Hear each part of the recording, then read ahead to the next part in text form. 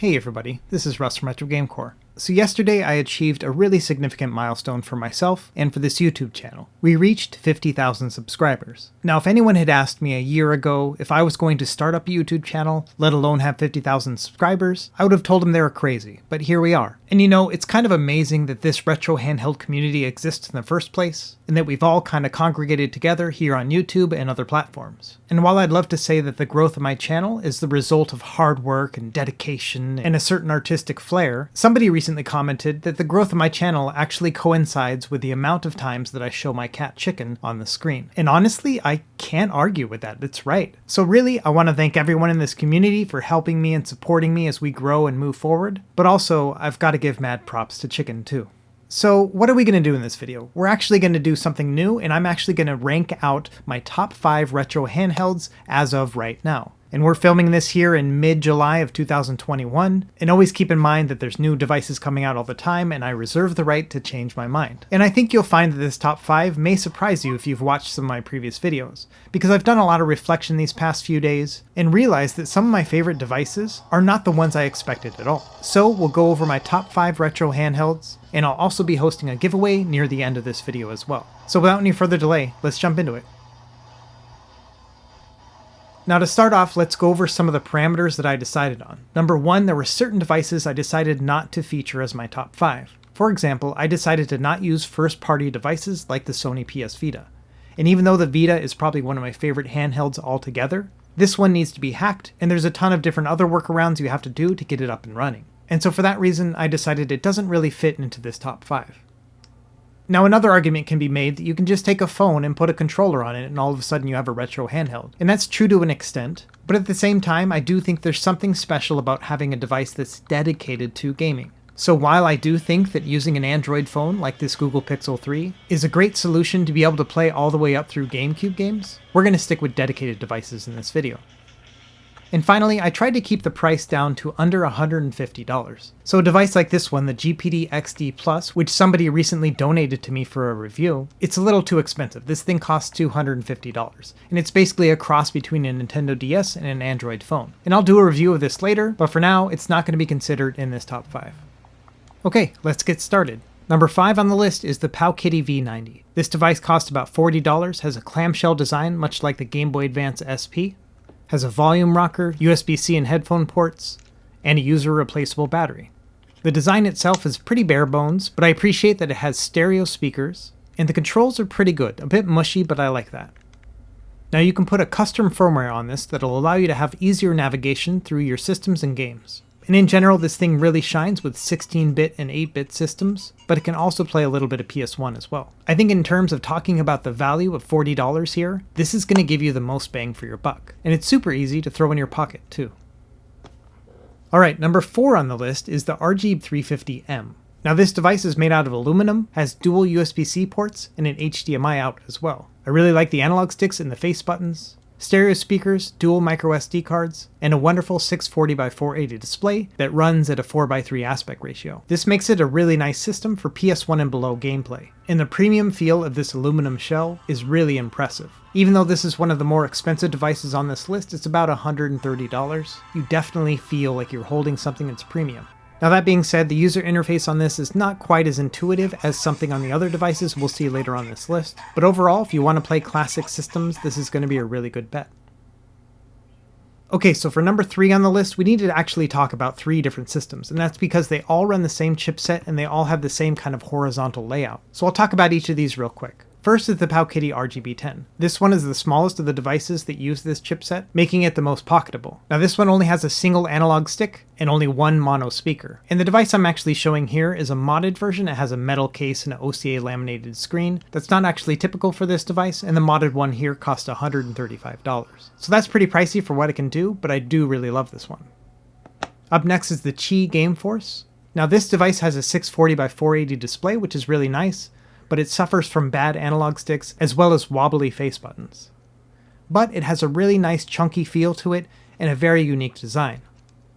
And like all the other devices in this range, it runs Emulation Station, which makes navigating games a breeze. But But the biggest downside of this device is it doesn't have a laminated panel, which means there's a space between the glass screen protector and the display itself. And it's really hard to revert back to this display after you're used to something that's been laminated. So unfortunately, this one is not my favorite of this category.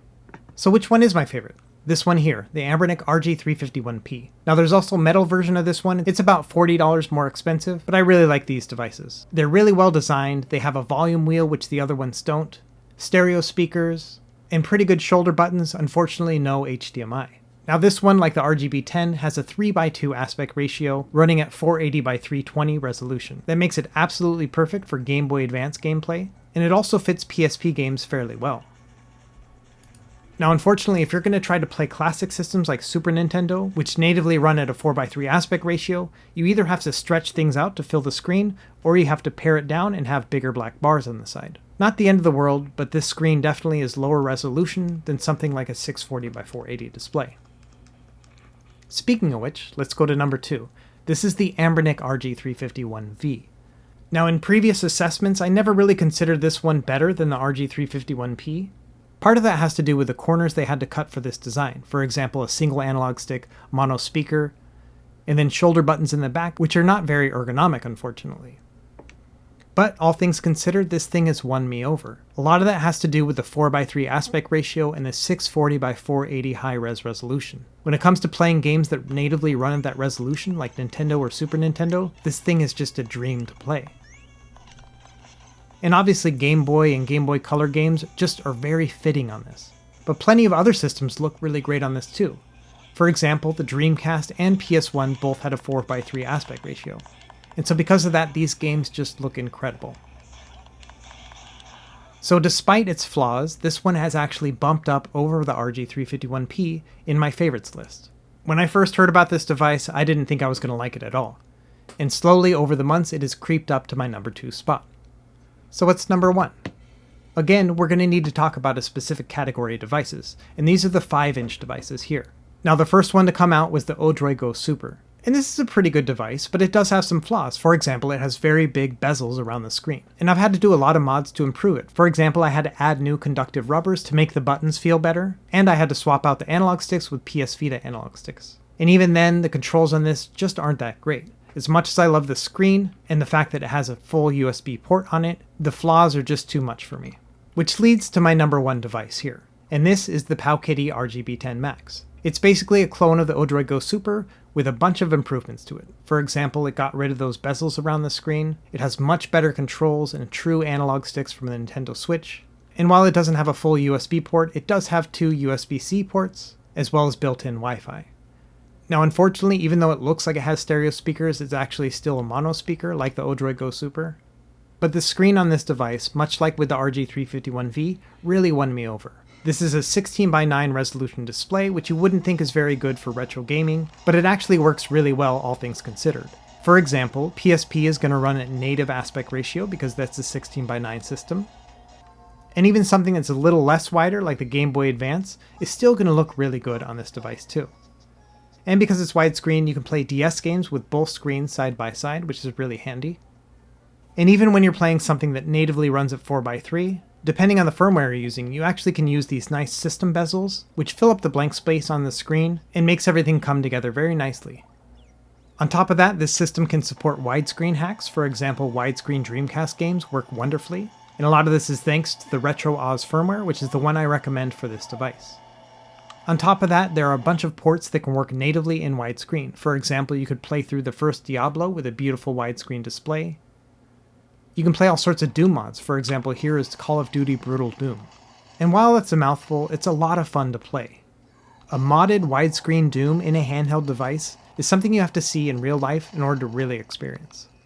This device can also run the Super Mario 64 port in widescreen at 60 frames per second. In other words, it actually runs better than the Switch version, which only runs at 30 frames per second. You can also run ports of Sonic 1, 2, and Sonic CD, and they also run at 60 frames per second and in widescreen. It's kind of amazing.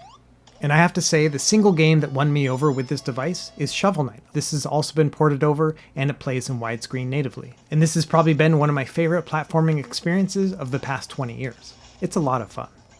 So one thing to be aware of with the RGB10 Max is that it has this soft rubber coating, and with the black model in particular, it picks up all of the oils from your hands. So every couple weeks or so, I would recommend wiping it down, but I wanted to show you how bad it can get if you don't wipe it down for a while. So besides this and the mono speaker, everything else on this device works wonderfully. So yeah, this one's my favorite, the RGB10 Max. It finally beat out my favorite one for a long time, which was the RG351P, and somehow along the way, the RG351V snuck up there as well. Okay, let me show off the things I want to give away. First is this one here, is the Powkitty A19. Now unfortunately I never got around to actually doing a review video on this, but it's basically a Retroid Pocket 1 that doesn't boot into the Android system. It does have its own online game market if you're into that kind of thing, and in general this is just basically the interface you're going to be using as you navigate through the games. It's a fairly powerful system, it can run all the way up through PSP pretty well, but honestly I just didn't really like how blocky it was, and these 6 face buttons are really good for fighting games and not much else.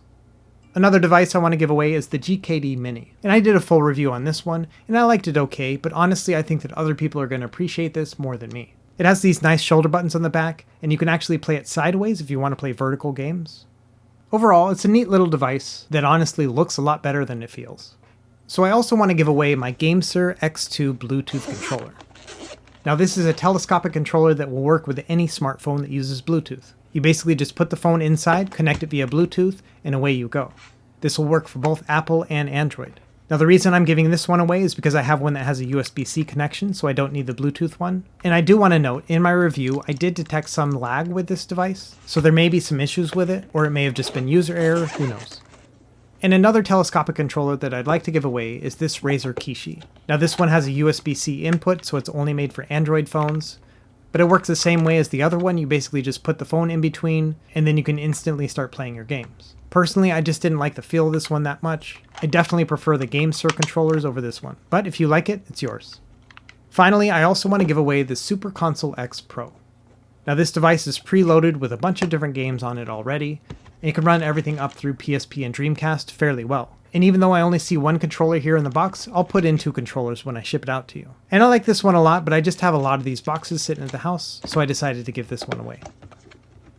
So really, that's it for the giveaway. All you have to do is follow the link that I have in the video description, and it'll show you how to sign up. I'll leave the giveaway open for about a week.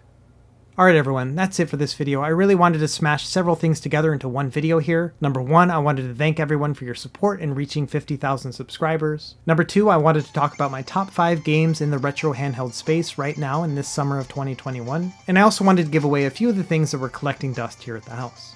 As always, thanks so much for watching. Let me know if you have any questions in the comments below, and be sure to like and subscribe if you found this helpful.